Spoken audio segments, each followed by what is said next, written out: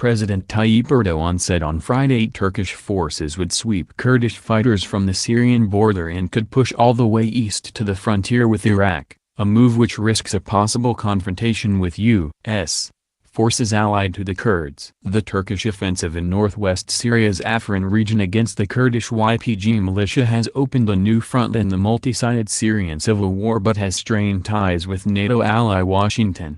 Turkey considers the YPG a terrorist group, but the militia has played a prominent role in U.S.-led efforts to combat the hardline Islamic State in Syria. Since the start of the incursion, dubbed Operation Olive Branch by Ankara, Erdogan has said Turkish forces would push east towards the town of Manbij, potentially putting them in confrontation with U.S. troops deployed there. Operation Olive Branch will continue until it reaches its goals. We will rid Manbij of terrorists, as it was promised to us, and our battles will continue until no terrorist is left until our border with Iraq, Erdogan said in a speech in Ankara.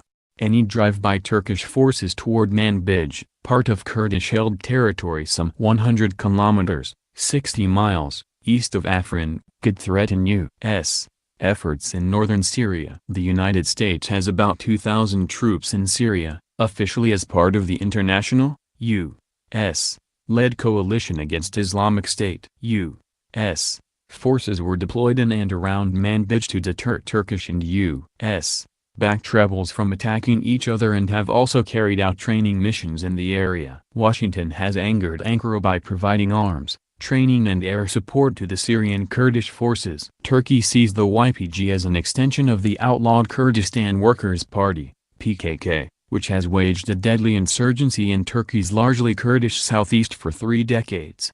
How can a strategic partner do this to its partner? Erdogan said, referring to the United States. If we will wage a battle against terror together, we will either do this together or we will take care of ourselves. Human toll. Although the campaign is now in its 7th day, Turkish soldiers and their Free Syrian Army rebel allies appear to have made limited gains, held back by poor weather that has limited air support.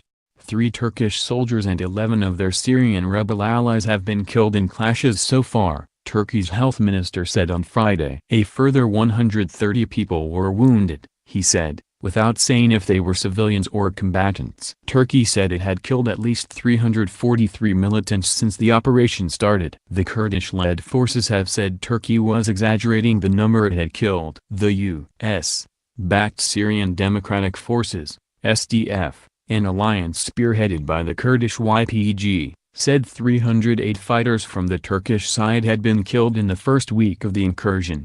43 SDF fighters had died, including 8 women, the SDF said. In addition, 134 civilians had been wounded and 59 killed, it said. The Syrian Observatory for Human Rights, a British-based monitoring group, said at least 38 civilians have been killed since the start of the operation, 2 of them by SDF shelling.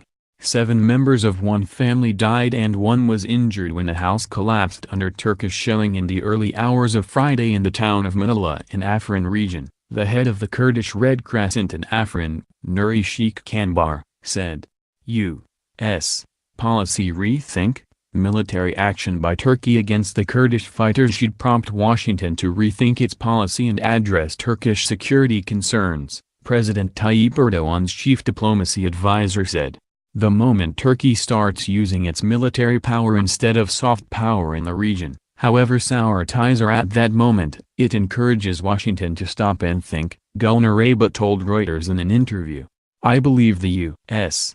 will put forward some truly satisfying alternative solutions to ease Turkey's security concerns, she said. While Aybut did not elaborate on what such measures could include, she said they would follow on from a recent U.S.